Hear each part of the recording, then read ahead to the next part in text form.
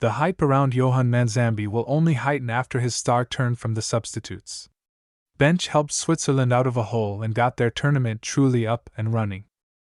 The 20-year-old managed to excel for Freiburg in their comprehensive Europa League final defeat against Aston Villa last month. And with 73 minutes played here and 3 minutes after entering as part of a triple substitution, his superb volley put an end to a sterile contest, hooking a right-foot shot into the Bosnia and Herzegovina net. At that point Switzerland had registered 8 shots, 3 on target, but things unraveled in the final third. It was, of course, a similar story in their opener against Qatar, when they finished with 26 shots but had to settle for a draw. Manzambi scored twice here, his second finish understated but sumptuous, before Ermin Mamak thumped in an unstoppable volley in stoppage time, the ball clocked at 71 miles per hour according to the wraparound LED screen. Switzerland's captain, Granit Xhaka, capped the scoring from the penalty spot after Amar Mehmet tripped Djibril Sow. Manzambi was involved in the build-up to Switzerland's second goal too, another substitute, Ruben Vargas, reading Breel Embolo's pass to send a low first-time finish past Nikola Vasilj.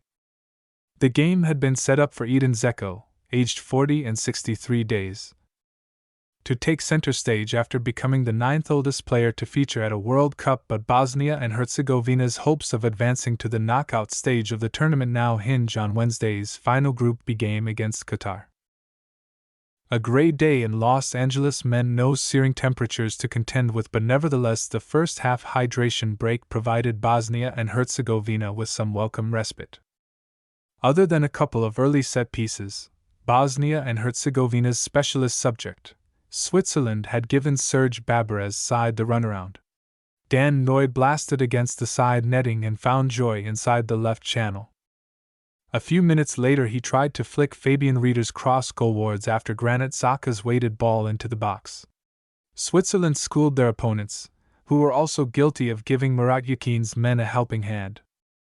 Kerim Alajbegovic, the exciting 18-year-old promoted to the starting lineup, played a risky pass that was intercepted by Rieder and Ndoye got a shot away, though fortunately for Vasilj it was lacking conviction. It felt slightly alarming that with 10 minutes of the first half remaining Nikola Katic wildly celebrated winning a goal kick, punching the air after staving off another Swiss attack, even if the Schalke defender has form for doing so. He celebrated every tackle when he lost a tooth in Plymouth's shock triumph over Liverpool in the FA Cup last year.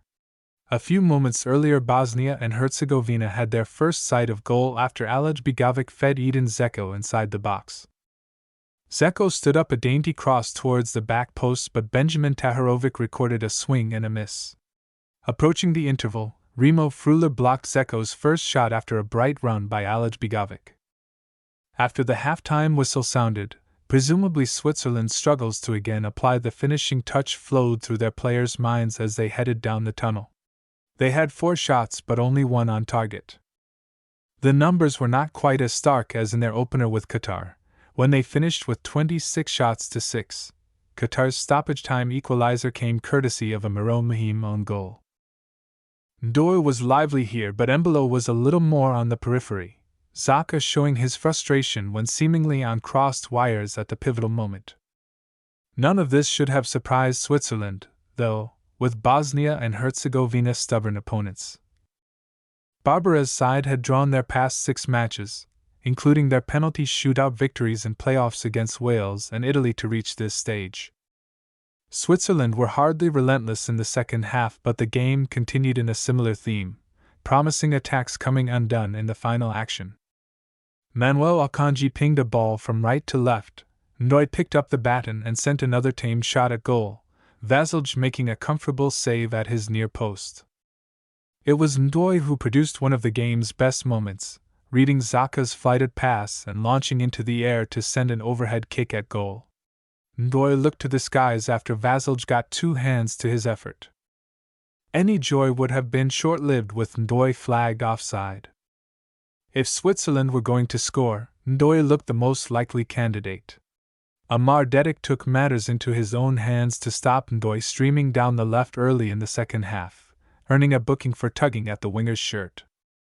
Bosnia's record goalscorer Zeko was given a yellow card soon afterwards for a late challenge on Akanji, and was then withdrawn on 63 minutes. It was an up-and-coming talent in Manzambi who finally rippled the net.